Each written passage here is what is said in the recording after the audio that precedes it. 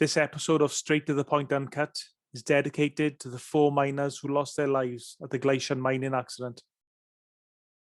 In association with Combat Sport Collective, clothing for those who love combat sports.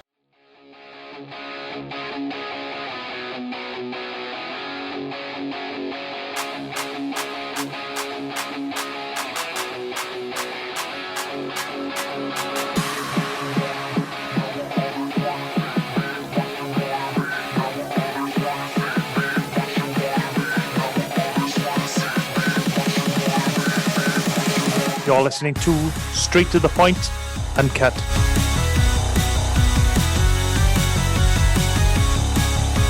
Welcome to Straight to the Point Uncut. I'm your host, Kieran Gibbons. You can follow the podcast on Twitter at @STTPUncut. You can like us on Facebook and you can subscribe to our YouTube channel. The podcast is also available to download from all the usual podcasting hosting sites. I'm very pleased to announce the podcast is now in association with Combat Sport Collective, which is an excellent clothing range based around combat sports, boxing, MMA, BKB. It's sporting clothing with combat sports references, combat sport quotes. It's an excellent clothing range. You can find them on combatsportcollective.com and you can use the discount code STTP to get a 15% discount. So I'd encourage you just to have a look at their website. There's some really good stuff on there. And you can get some really good deals using the discount code. It's been a while since we've done a podcast. I've had a bit of a break due to unforeseen circumstances, but I'm really pleased today to be joined by Brian Thomas. I've known Brian quite a long time. When I decided to do a podcast, he was one of the main guys I wanted to speak to. It's taken me a few episodes to pin him down. Myself and Brian, we've spent the last 10-15 minutes trying to get the online link working, but we're there now. Brian is a miner, a lifelong miner. He's also a former firefighter, and he is also involved in mines rescue, which is the main point of this podcast I want to talk to him about. But before we get into that, Brian, do you want to just tell us a little bit about yourself and your mining background? Well, I finished school in 1980. I started in St. John's Colliery up until when it closed in 1985. Then I went transferred to Abernant Colliery for 2 years. Then I went to Tower Colliery at 1988 till 2008. Transferred down to Unity Mine, and then 2 years ago I started in Aberpergo Mine following a 2-year break from mining. And during that time, I spent 20 years as a part-time mines rescue man as well. And I done 16 and a half years as a retained firefighter at my state fire station. And I'm back in the mining industry now. Okay, so obviously very experienced. I'm sure everyone who's listening to podcasts will realize you're an experienced guy. You're not new to this. So how does a miner become involved in mines rescue? Well, basically all mines by law have got to have a certain amount of mines rescue men of their own to operate side by side with the full-time mines rescue bridesmen. So if there was an incident at the mine, the whole-time rescue men would be called in, and the rescue men that worked at the mine would also join their teams and carry out any rescue, but also carry out rescues or on any incidents in any other mines, whether it's in South Wales, England, Scotland, wherever they were needed, you know. So at what stage of your career did you become involved in the mines rescue? I'd been in the mines for about 6 years, and I started then as a rescue bridesman. I was in St. John's Colliery at the time. So how does that work? Do you just put your name forward? Do you volunteer for it, or does someone recommend you? No, you put your name forward, and you just get picked out then, and you do like a 6-week training course, and then a minimum then of 6 practices every year, and you got to be 4 of those practices would be underground at the mine, and 2 would be at the like a gallery in the mines rescue station, you know. So what would an average training course or an average training session for guys involved in the mines rescue like yourself be like? It's great because it start off, say, about 9 o'clock in the morning. You'd spend a couple of hours on the theoretical side in the classroom, on a specific topic, with casualty handling, mine plans, or something like that. And then you'd go and actually do a sort of an operation then on a specific topic you need to cover for that training period. And today in Britain, I mean, obviously a lot of mines are closed down, especially in South Wales, where we are from, and of course, all over the UK compared to even 20, 30 years ago. But how dangerous are mines, the mines that are open today in the UK? Well, there's not many mines left open in the UK now, especially coal mines. We're probably one of the only ones. We've got about 155 people there working with us now. That includes the surface and admin. But it's nowhere near as dangerous as it was years ago. And what we're going to be talking about now, the Glacier mine, isn't what you call a big mine. It's a small mine with 4, 5, 6 people actually working in. And the seam of coal there is 2 foot, 2 foot high in comparison to with us now. Our coal seam is anywhere in the region of 2 to 3 meters. So that's the difference in coal mines then, albeit they both modern. In the modern time, modern era, they're a million miles apart then, like the Gleision and the Aberpergums of today, Yeah. So as Brian mentioned there, we're going to be talking about the Gleision mining accident, which took place on the 15th September 2011. For people who don't know, Gleision Colliery, as it's called, is a drift mine in the Neath Port Talbot area of South Wales. Just a little bit of background about the incident. I believe 7 miners entered the mine and they were using explosives to try and get the coal out of the mine, I suppose.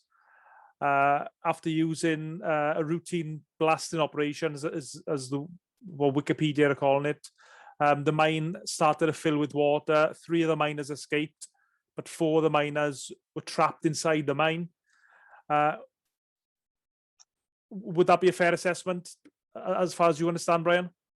Yes, pretty close. What they were doing, from what I can gather, they were trying to drive a small roadway into old workings. But from what I could see on the day, it was waterlogged, and whether they should have been or shouldn't have been going in that area, that's something that the courts. It was for the courts to decide, but I think it was on the Thursday night, they drilled holes in the coal to go through. Water started coming out, so they contacted the manager. He told them to come out of the mine. They went back down the following day. The water had stopped. I believe the water had stopped because the holes had clogged up with mud, dirt, silt from the other side. And from what I can gather from what I was told on the day by the witness that I spoke to, they charged the short holes, fired them, and by doing that, they allowed the water to inrush into the working area where the men were. And unfortunately, 4 men died.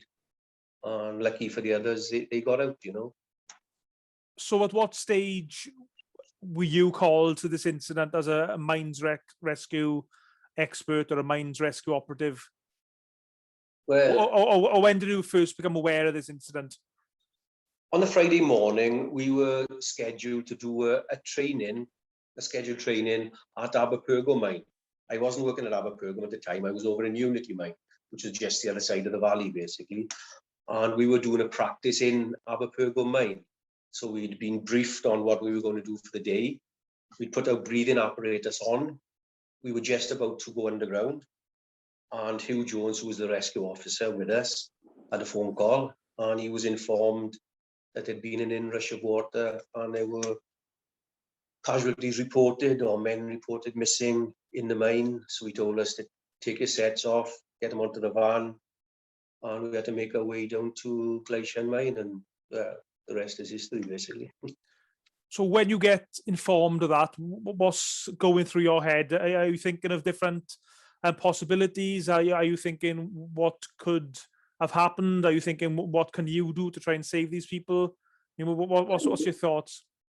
Well, all those things are sort of going through your head at the time, you know. First you would think, it's go through your head, you know, who is it, how many, you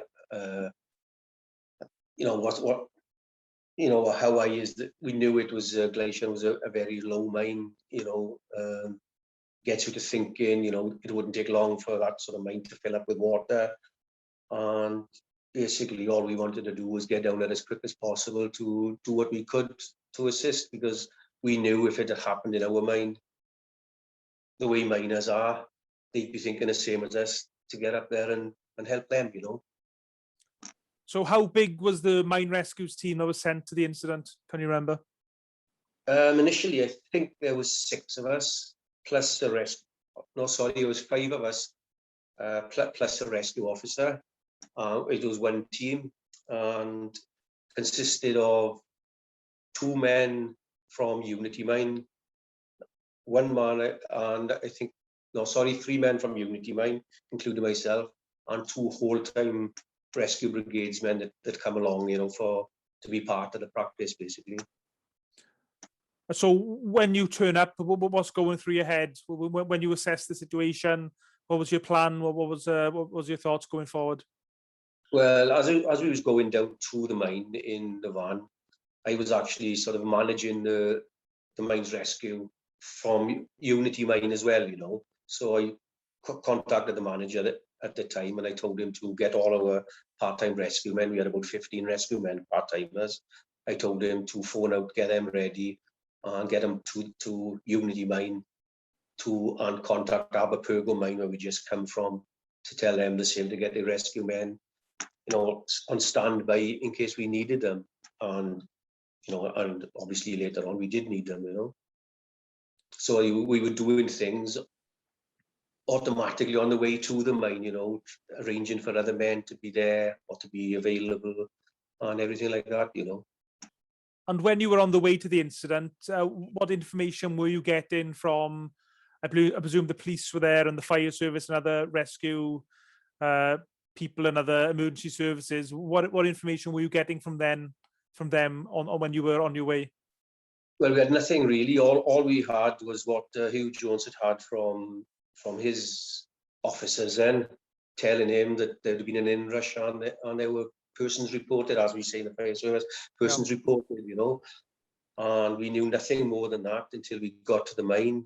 It was a small little lane going up to the mine. We had to wait for an ambulance to come down, which I believe was carrying the manager of the mine. And as soon as that passed, then the police allowed us to go up, and basically we knew nothing whatsoever. We arrived there, and it was one of the boys who was a fitter who was working in the mine at the time. I asked him a few questions, and I asked him if there was a plan of the mine. He wasn't sure. He pointed out the manager's office. I ran into the manager's office, and there was a plan on the wall, so I pulled the plan off the wall, put it down on, you know, on the bonnet of the vehicle we had. And that's basically the plan we used while the rescue was going on.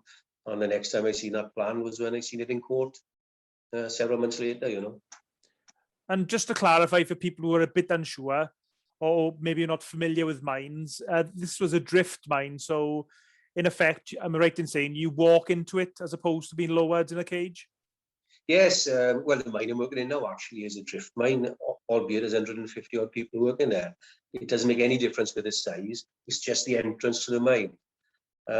With the drift mine, you'll have 2 drifts, 2 tunnels going in. One with the conveyor coming out, where the coal comes out, and where you've got a shaft mine. Then it's basically where you've got cages that go up and down and fetch the coal out and take the men in like that, you know. So the only difference is one is a shaft going straight down, and one is a tunnel going in, basically. Right. So you turn up at the scene. The police let you up to the mine. You've got this map. I mean, what's your thoughts on carrying out the rescue, or what's your thoughts on the feasibility of carrying out the rescue? Well, we didn't know exactly what we were going to be facing down there, only from what the employee at the time told us.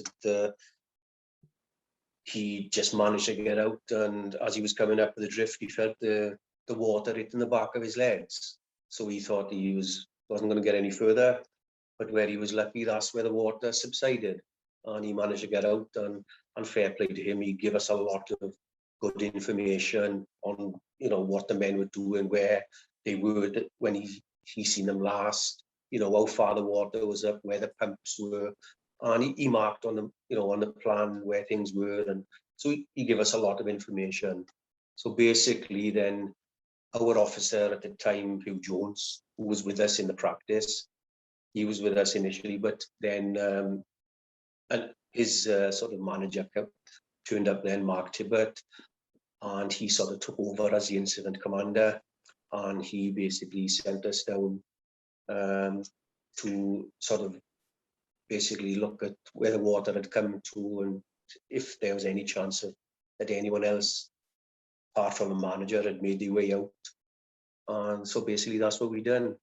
We went down, we got to the bottom of the drift, well, approximately 40 meters from the bottom, and it was to the roof in water. There's just no way we could have got any further. So you when you say the drift, that's just a way of saying the mine, right? You're saying? Yeah, that's right. So, yeah, that's the entrance to the mine. Yeah.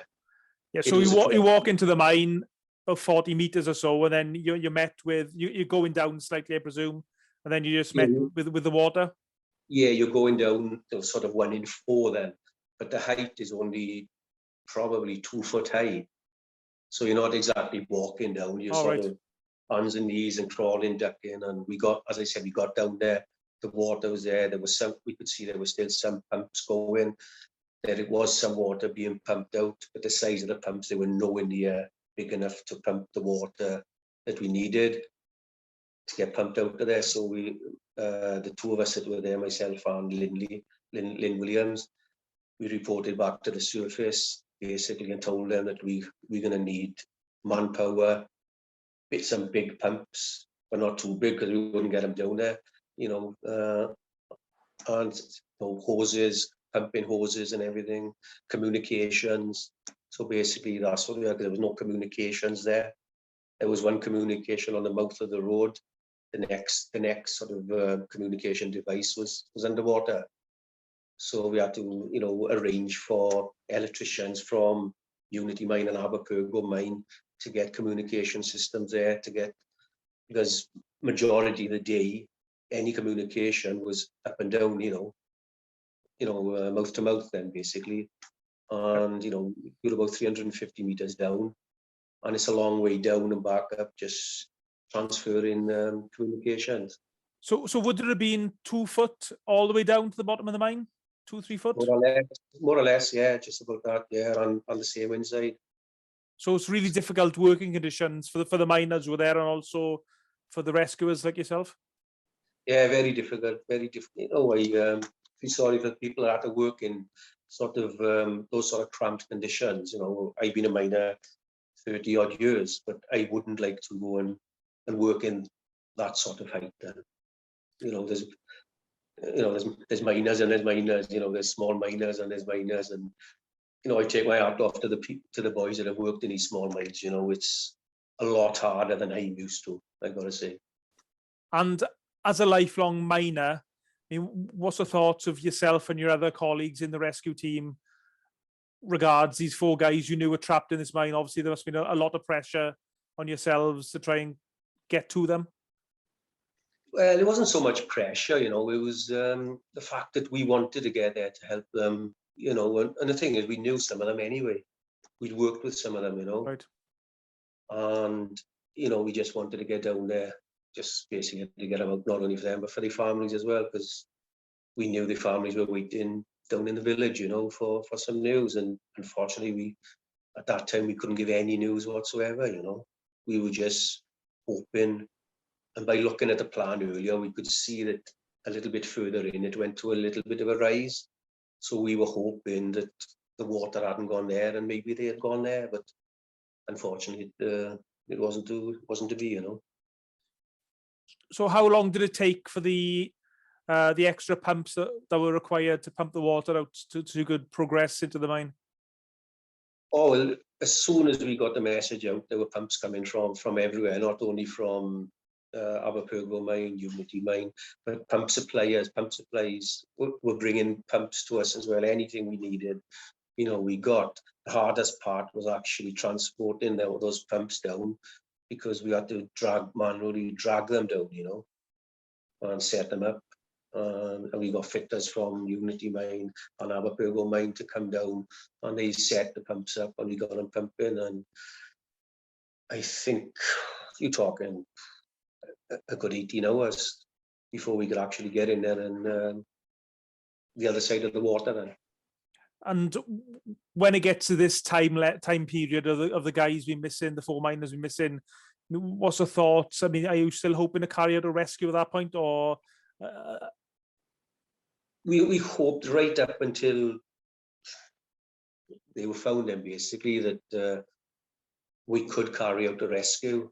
It's always in the back of your mind that maybe they haven't survived, but it's like the adrenaline was sort of pushing you on. We just push you on and on and on, and just carry on doing it, sometimes without thinking.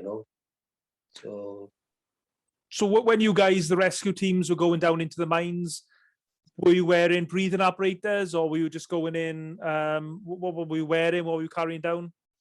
No, when we were going, we had to carry gas monitors with us, but we knew that wasn't a gassy mine anyway. We wasn't expecting to find any methane gas, because speaking to the guys who work there, they told us that it wasn't a gassy mine, and we wasn't going to find methane, so we wasn't wearing breathing apparatus when we were going down what we call the intake drift, which was where the air is actually going into the mine, basically. But the way the manager he came out a different way, which when we had about an hour later, we went down there to search down there in case anybody else had come out that way or attempted to come out that way. And we walked down probably about 200-300 meters. And sorry, when you say walk down, were you sort of scrambling down on your knees, on your hands? Crawling basically. We crawling a bit, tutting over in bits, some bits a little bit higher, some were lower. And we come to a certain point then, and our alter alarms started going off, and there was just no oxygen. So we had to go back, report back to the incident commander. And basically what he done then, he said he was going to send a team down with breathing apparatus. There was 5 of us going down, myself as captain, Lindley as vice captain, and 3 others. And we went down to do a search in the breathing apparatus. And we went as far as we could, and then eventually we came to the water that was to the roof around the other side, So that must have been really... That must have been really physically demanding, to crawl in on your hands and knees or tutting down all that way anyway, and then to do in breathing apparatus as well. I mean, yes, it was, but after, as I said earlier, is the adrenaline seems to keep you going, because the following day, after this was all over, I went to bed. I got up in the morning. I couldn't walk down the stairs. I physically couldn't get down the stairs. And I actually thought it was due to my fitness or lack of fitness. But when I spoke to some of the other boys but on the phone, they were exactly the same as some of these guys play rugby every week, So I think the adrenaline sort of kept us going, and we wasn't thinking of the physicality of it, We just kept going and going and going. Although we were having breaks, some breaks in between, where, especially when other mines rescue teams come, although we didn't want to go out and have a break, Tony Foster, who was the HSE inspector at the time, he turned up and he told us, look, you've been in here long enough, go out and have a break. So we went out to have a break, but you couldn't rest, You just, it's as if you wanted to get back down there, or although your body needed a rest, you just wanted to get back down there, So we had an hour or so on the surface, tried to close our eyes, we couldn't, so we come back out, we said, look, we'll go back down, and we went back down, And we kept doing that until basically we got the men out. And how dangerous was it for yourselves going back down in the mine? I know the adrenaline has probably taken over and you weren't necessarily considering the danger to yourselves because you wanted to rescue these guys. But in reality, looking back on it, how much danger was there still in there for the rescuers, or the danger passed at that point? Well, at the time, we wasn't thinking of the danger, but, we never knew. There could have been more water elsewhere. We didn't know. All we wanted, there was hazards, there was dangers down there, the roof could have fallen, the more water could have come in, but you don't really think of it as a time. As I said, the adrenaline sort of keeps you going, But, it was no more dangerous than the first time we went down, except we were a bit more exhausted, that's all. And did you have any way of checking that the water wouldn't rise? I mean, a stupid question, but where does the water come from? Does it just run off the mountain due to rain? No, I think a bit of everything. There's water already underground anyway, and it normally makes its way to sort of the lowest area, and probably the part where that came from was the lowest area. And as we were pumping, as the pumps were going and we were pumping the water down, we were monitoring it, and we could see it going down, down and down. And as soon as the time came that water, there was a gap between the roof, we decided we were going to make our way through, albeit Cave Rescue come in as well, and they went in underwater just before us, and they reported that they seen one casualty. They come back out, but as soon as we had a gap in, between the roof and that, because what you got to be aware of as well, that water could be making a seal, and it could be gas behind there.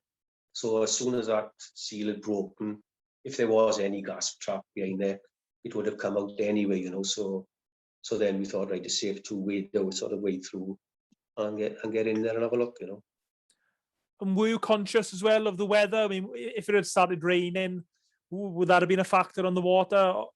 No, I don't think that would have affected it. No, that wouldn't have been a problem.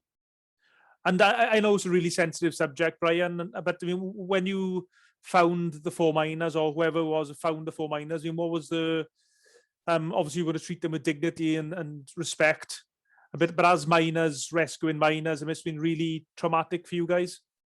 Well, yes, it was. I spoke to the other boys, and a few of them were quite upset, because 1 or 2 of them had worked with 1 or 2 of the miners they found, Where I was lucky, I was a little bit back the road when they found the miners, so I didn't actually go right there when they found the boys, What it was, we had a lot of some of our rescue boys were young apprentices, new to the mines rescue game, and it was sort of in the back of my mind that I didn't want them seeing some of the things that they may have seen in there. So I was sort of stayed back with them, and had them giving them some sort of minor duties to do without having to go in and into where they may have seen something that may have upset them for life. They were only youngsters in the end. So who'd have been the youngest member of the mines rescue team there that day? Can you remember? What ages are we talking about? The ages you're talking 19, 20. Oh, okay, because the stereotype image of a miner is one quite an older guy, quite grizzly, been in the mines for years.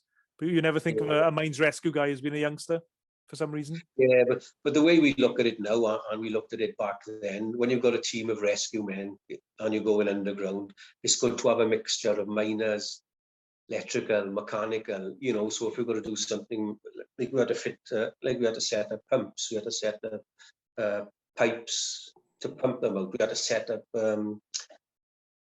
communications. It's good if you've got a mix of electrical, mechanical and mining in the team, so that's the way we were doing it then, and that's exactly the same way I'm actually starting a new mines rescue team now in Aberpurgo mine, and 2 of them are apprentices, and 4 of them are miners.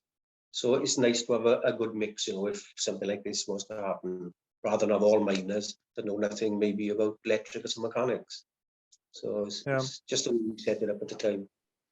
It sounds as if there's a real camaraderie amongst the mines rescues? I suppose an incident like this must just make you closer and tighter.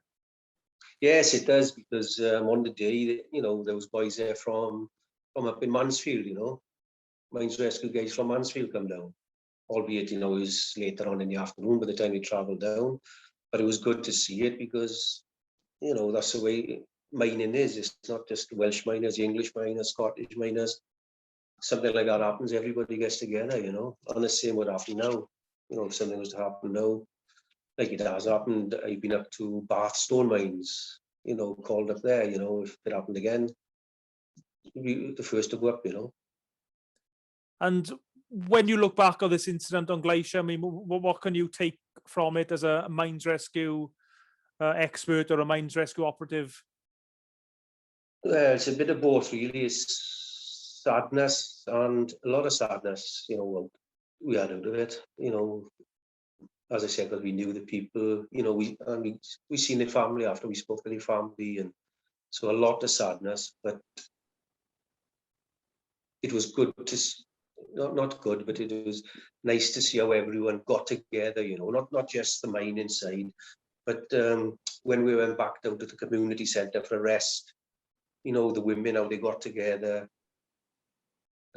they made us tea, coffee, sandwiches, it was nice. And how do guys like yourself deal with the trauma, if you like, of an incident like this? I mean, the mental health is massive now in all walks of life, but have you got things in place to help guys like yourself and other rescue guys dealing with? Well, to be honest, at the time we didn't have anything like that. But because the fire service was involved as well, they spoke to me and asked and said to me if any of our guys had any sort of mental health issues following this, just contact them, and we could use anyone that they had with. And to be honest with you, I can't talk about any names or anything. I did, I sent. There were one or two of our boys that were upset about it, and even missed work through it, So, but that's something I'd rather not talk about, because that's their business, Yeah, of course, yeah.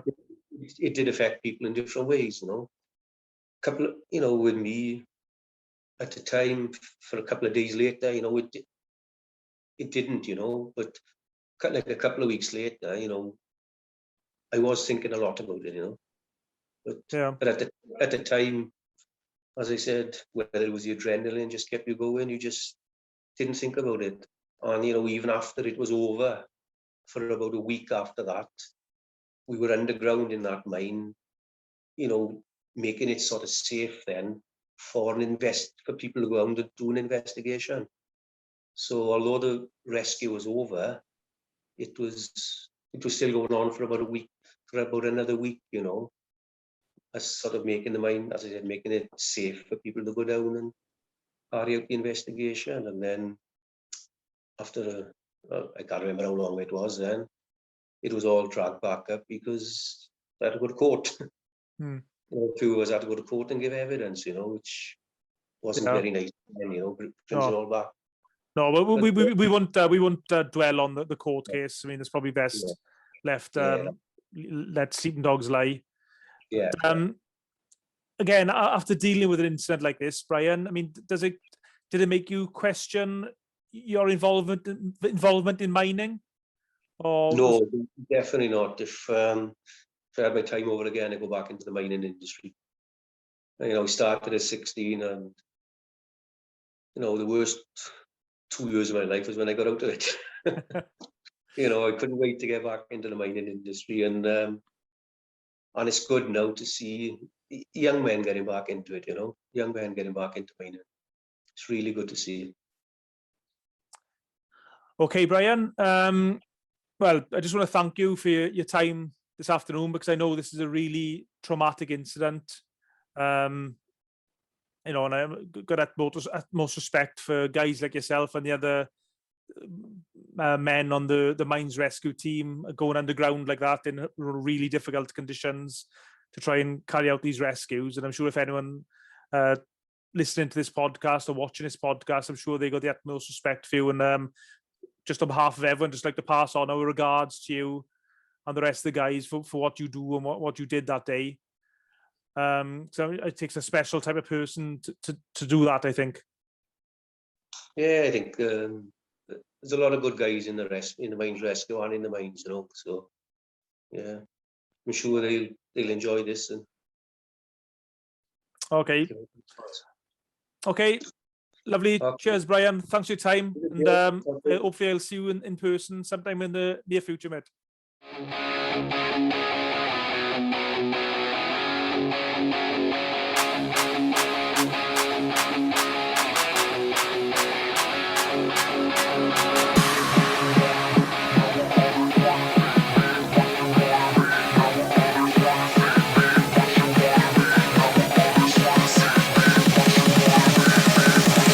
You're listening to Straight to the Point, Uncut.